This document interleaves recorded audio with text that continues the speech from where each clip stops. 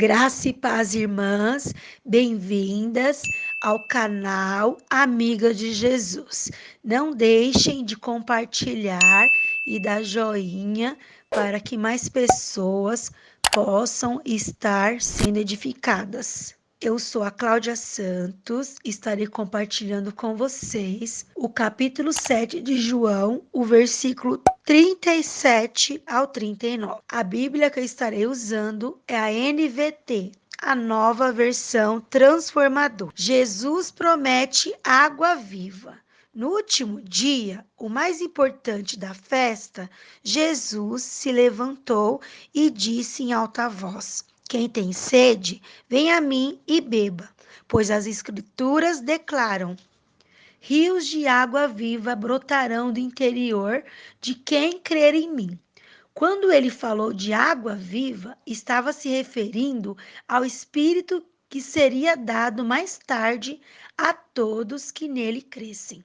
Naquela ocasião, o Espírito ainda não tinha sido dado, pois Jesus ainda não havia sido glorificado. Esse versículo 37 ao 39 está dizendo que Jesus, ele nos promete o quê? Água viva. Ele estava andando aqui na terra, o corpo dele ainda não tinha sido glorificado, e naquela época as pessoas, elas eram visitadas pelo Espírito Santo. Só que quando Jesus, ele morreu e ele ressuscitou, ele falou que ele deixaria um consolador, ou seja, o Espírito Santo. E essa água viva que ele prometeu é o próprio Espírito Santo. Então nós somos privilegiadas, porque antigamente as pessoas eram somente visitadas pelo Espírito Santo. Antes de Jesus morrer, ressuscitar e ter o corpo glorificado. E nós, quando nós aceitamos Jesus como Senhor e Salvador da nossa vida, o próprio Espírito Santo, ele começa a fazer morada em nós. Será que o Espírito Santo, ele está conseguindo se manifestar em nós e através de nós? Porque muitas vezes, dependendo das nossas atitudes, nós não temos deixado o Espírito Santo agir nas nossas vidas. Porque ele é educado. A gente precisa o quê? Permitir, estar disposta a fazer a vontade do Senhor, sermos filhas obedientes e também termos sede. Porque, igual está em Ezequiel, nós temos o quê? Buscar mais e mais o Espírito Santo. Nós temos que cada dia mais e mais não nos contentar com o que nós temos da presença do Senhor e intimamente estar buscando mais e mais da presença dele, para que essas águas vivas, ou seja, que o Espírito Santo que habita dentro de nós, ele possa cada dia mais e mais se manifestar e nos ensinar todas as coisas. E será que a nossa casa, o nosso coração, né, que é o nosso corpo, a Bíblia fala que o nosso corpo, ele é templo do Espírito Santo. Será que o nosso corpo, ele está adornado para que o Espírito Santo esteja confortável dentro de nós? Porque nós não podemos nos esquecer que as nossas atitudes, o Espírito Santo, ele está conosco, ele mora em nós e tudo o que nós fazemos, ele está vendo. As nossas ações, as nossas atitudes, o nosso proceder. Será que ele está satisfeito conosco? Será que as nossas ações, as nossas atitudes estão sendo parecidas com as atitudes de Jesus? Porque Jesus, ele nos ensina todas as coisas através da palavra dele, da Bíblia. Lá no capítulo 1 de João, diz que Jesus, ele é o verbo. Ele é a palavra. E ele habitou entre nós.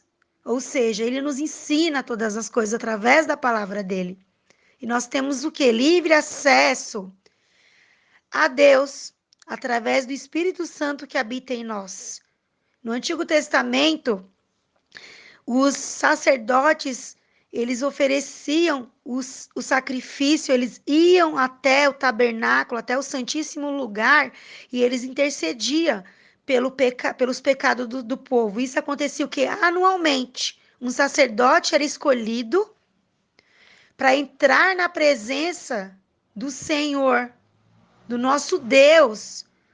E nós não precisamos de uma pessoa para estar intercedendo por nós, pelos nossos pecados, porque o próprio Espírito, o próprio Deus, ele mora dentro de nós.